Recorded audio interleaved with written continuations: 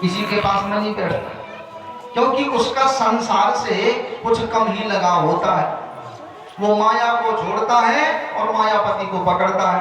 वो विषयों में नहीं भटकता, क्योंकि वो जानता है कि विषयों में भटकूंगा तो बंधन में पड़ जाऊंगा। वो तो ईश्वर के भजन में भटकता है, क्योंकि वो जानता है कि ईश्वर के भजन में भटकूंगा तो संसार के विषयों से बंधन मुक्त हो जाऊंगा। तो जिसे कृष्ण रूपी ग्रह लग जाता है उसकी आसक्ति संसार में नहीं होती, उसकी आसक्ति एक भगवान में होती है। वो किसी के सामने नहीं बैठता, किसी के पास में नहीं बैठता, एकांत में बैठेगा और एकांत में बैठे बैठे भगवान नाम का स्मरण करके भगवान को याद करके रोने लग जाएगा। जिसे ये कृष्ण रूपी ग्रह लग जाता है वो भगवान को याद करके रोता बहुत है। और जिस व्यक्ति को कृष्ण रूपी ग्रह एक बार लग गया पूरे जीवन के लिए वो परम पिता परमात्मा गोविंद उस भक्त के हृदय में बस जाते हैं।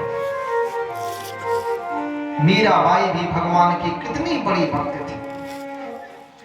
ये कृष्ण रूपी ग्रह किसी को लगता नहीं, लेकिन जो भी व्यक्ति प्रेम के साथ में, जो भी व्यक्ति भाव के साथ में उस गोविंद को पुकारता है उसके हृदय में वो गोविंद हमेशा के लिए बस जाते हैं।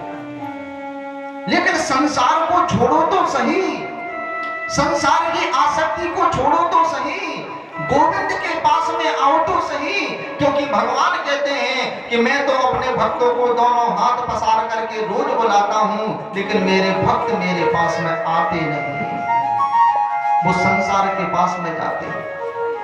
और भगवान कहते हैं कि जो संसार के पास में जाता है वो संसार का हो जाता है और जो मेरे पास में आता है वो मेरा हो जाता है। मैं उसे अपने हृदय में बसा लेता हूं और मैं उसके हृदय में बस जाता हूं। लेकिन पहले संसार को छोड़ो और भगवान के पास में आओ। ये जो मन है इस मन को संसार में ना लगाओ, बल्कि इस मन को भगवान में लगाओ।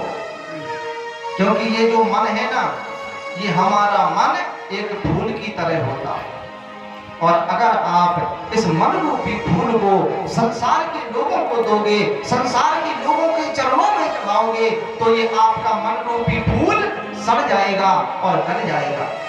और अगर आप इस मन रूपी फूल को मेरे गोविंद के चरणों में चढ़ाओगे तो यारो ये आपका मन रूपी फूल तर जाएगा और संवर जाएगा। लेकिन संसार को छोड़ो तो सही और मेरे गोविंद के पास में आओ तो सही।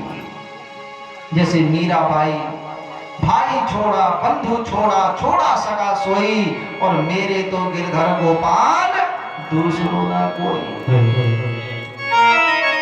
ऐसे बनो। श्री